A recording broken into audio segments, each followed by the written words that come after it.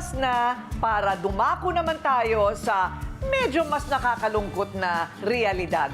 Ang pagtaas ng presyo ng lahat. Hindi lang langis. Doon nagsimula. Naku, apektado tayong lahat dyan. Kahit nagsimula yan sa Amerika at Middle East, hanggang Pilipinas, umabot na talaga ang problema. Lalo na ang mga tsuper at ang kanilang mga pamilya. Kaya ang tanong, paano ngayon pinagkakasya ng mga kamisis natin ang kakarampot na budget? Sobrang sobra na po ang taas ng tubig, ang langi, ano ba yung gas. Kami nga, nahihirapan na po kami sa pagtinda na kasi maya-maya gas, ang tumataas, araw-araw tumataas.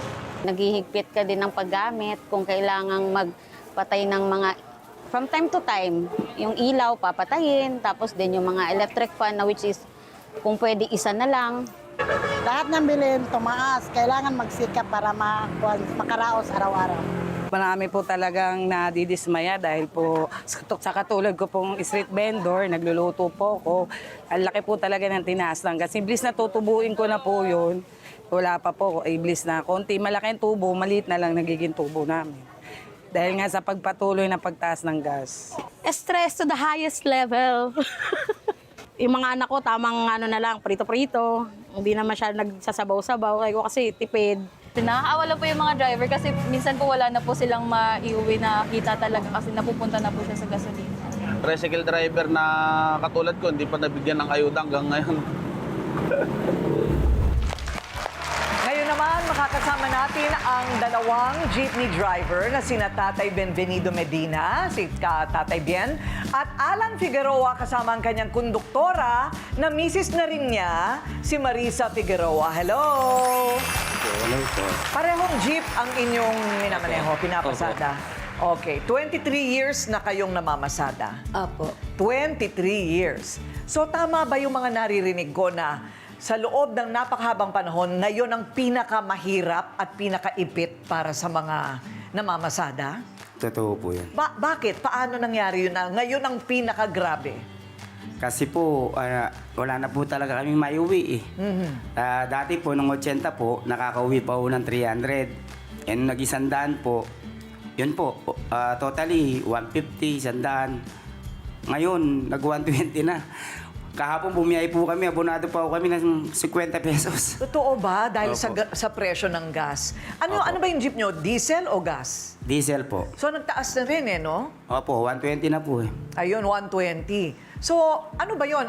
Hindi nyo pag-aari yung may boundary pa kayo? Boundary po, boundary. Pagkakasyahin ng 100 piso sa 4 na miyembro ng pamilya, ano? Halos hindi na magkasya talaga. Pagkain pa lang, ubos na. Ay, hindi na po talaga magkakasya yun. Ngayon pa po na andito po sa akin yung mga apo ko. Tulad po itong pasukan, yung 4 years old ko na apo, maglilimang taon. Bali, gastusin pa po sila kasi nasa akin po eh. Ang kinakain na lang daw nila ngayon ng ilang buwan? O ilang araw? 3 weeks na. 3 weeks na po kaming nagtitiis po sa noodles tsaka itlog. Kasi hindi na po namin natitikman kung ano lasa po ng manok tsaka yung baboy. Totoo. O ano pong klaseng karne. Hindi na po talaga namin natitikman. Nako, hanggang kailan kaya yan? Ikaw naman, Kabien, gaano katagal ka nang namamasada? Mga 8 years na po eh. Kasi yung nag-family driver pa po ko nung una. Tapos po, nung nag-ano na lang po, na jeep. Pagtapos ng jeep, ito nga, noong una po malakas eh. Nung ang mababa po ang presyo ng diesel pa noon, nakapag uwi pa po kami ng 900. Ito pong lately, nung tumaas po bigla, naging 120 na eh.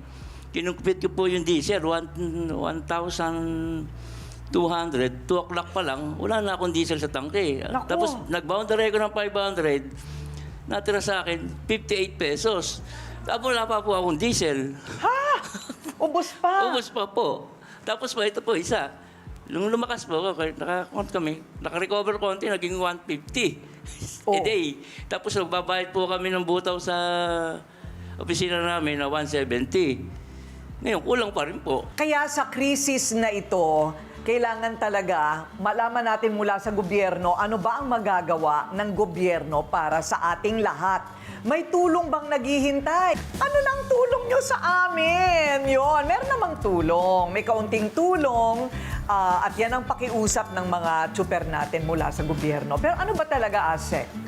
Yes, Miss Corina, ang utos po ng Pangulong Marcos Jr., magbigay tayo ng tulong sa ating pong mga tsuper upang maibsan yung mga suliranin na kinakaharap nila bunsod nga ng pagtaas ng presyo ng petrolyo. Kaya ang Department of Social Welfare and Development namamahagi po ng 5,000 pisong cash relief assistance para sa ating mga drivers. Oo, pero paano yun, ASEC Irene? Ano yan, kada buwan? Or one time, big time lang na ganun? Ang utos po ng Pangulong Marcos Jr., hindi lamang minsan tayo magbibigay ng tulong pinansyal sa ating pong mga drivers.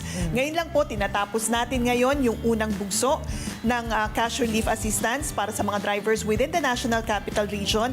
And then lalabas po tayo ng Kamaynilaan para naman yung mga drivers outside Metro Manila ang bibigyan natin ng tulong. Then after this, titignan na po natin kung paano naman tayo magdi-distribute ng pangalawang bugso ng cash relief assistance. Oo nga. Naku, kailan pa kaya yung ikot nun? Kung tatapusin pa ang Visayas, Mindanao, ano? May tanong na si Alan. Opo. Kasi po, mapalad po si Tatay Ben, nakakuha na po sila. Pero dito po sa rota po namin, marami na pong nagagalit dahil kami po, isa po kami sa hindi pa po nakakuha, wala po sa master list ang aming mga pangalan. Dito po kaming jeepney driver. Paano po yun? Paano po yun? Kasi dumadaan po ba sa barangay captain? Ito po mga jeepney drivers, ang listahan po ay galing sa LTFRB. At kinuha po ng LTFRB mula sa inyong pong mga JODA. Kaya ang naging solusyon po natin, Miss Corina, ay kukunin na po ng DSWD mula sa mga JODA ang talaan ng inyong pong mga member drivers nang sa gayon mapasama kayo sa isasagawa natin na special payout after the Holy Week. Kasi ang utos po ng Pangulong Marcos Jr., dapat walang maiiwan ng mga driver, lahat po dapat mabigyan ng tulong. Kailangan na nilang makipag-ugnayan kanino? Sa inyo pong mga JODA. Ano po yung JODA? Jeep. Opo. Jeepney Iba yung Operators JOWA, okay. Drivers Association. Ayun, sa Jeepney Association. So alamin nyo na yon at ngayon pa lang, siguraduhin nyo na, Marisa. Hindi po ma'am, totally po ma'am, nakalista na po kami. Nilista na po kami ng samahan eh. Ang problema po, pagdating po sa payout, wala po kaming record eh. Wala po yung mga pangalan namin sa LGU. Tsaka isa pong katanungan ma'am, bakit po napunta po sa LGU kami mga driver ng JODA? Di ba dapat sa po yan? Sa LTFRB ng DSWD dapat, di ba? Bakit po napunta po sa LGU? Isa nga pong katanungan lang po yun. Mag-isagot po. Hinati-hati po namin yung mga drivers according to their residence. Kasi po, nakipag-ugnayan ng DSWD sa inyo pong mga LGU sa pagtukoy ng mga payout sites.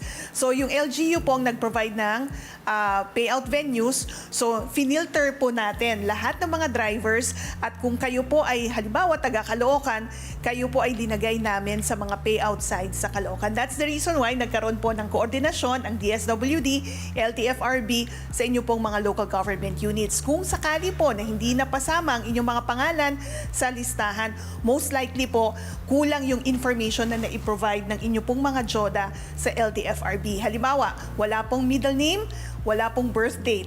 Kasi Ms. Corina, it's possible na may magkakapangalan. Nagkakaiba na lamang po doon sa kanilang birth date at middle name. So kapag kulang po yung information, ibinabalik po yan ng DSWD sa LTFRB at LTFRB ang nagbabalik po sa inyo pong mga JODA. So sa ganyang mga klaseng mga problema, may hotline ba? Kasi kung papadaan mo na naman yan dun sa JODA, baka hindi na naman sila pansinin. Alam nyo naman, maraming ganon. Yes, actually, sa lahat po ng payout sites natin, meron tayong joint help desk. May representatives ang LTFRB, DSWD, at LGU. So, kapag kayo po ay nagtungo doon, i-address po natin agad. Isasama po kayo, kukunin po namin lahat ng information so that when we do the special payout, nandun na po ang mga pangalan nyo. So do they know who to follow up with, no? Ipopost po ng DSWD yung pong mga payout schedules at mga payout dates. And then LTFRB will post the names of the drivers sa kanila pong webpage. Okay, alam nyo na yung page na yon. Yung page po ma'am, totally sa alam po namin yung page. Ang problema lang po kasi ma'am, nag-monitor din po kasi ako. Bilang isang presidente ng lokal, yung mga membro ko, kilala ko po yung mga pinasahan ko. Ngayon po, yung patay po namin membro, Kasama pa rin. Nakalista po. bakit po kaya? Hindi ko naman po nilista yun dahil patay na po. Ayun. Yan po yung sinasabi natin. Yung po kasing list rin ng mga local government units at ng LTFRB, hindi po yan updated. I have a good explanation to that. Kasi po, kapag yung driver namatay, hindi naman siya pupunta sa LTFRB para magsumite ng death certificate. So there's no way of updating it unless of course all of you have PhilSys ID. Kasi sa pamamagitan po nun, mamomonitor natin yung change sa status ng isang individual. O di simple, kung patay na, di walang kukubra tapos sa Yes, usapan. but definitely hindi po yan matatanggap. Oo. Yun ang puro kahirapan. Para sa akin, hanggang kakayanin lahat tayo, kailangan kumayod pa ng doble.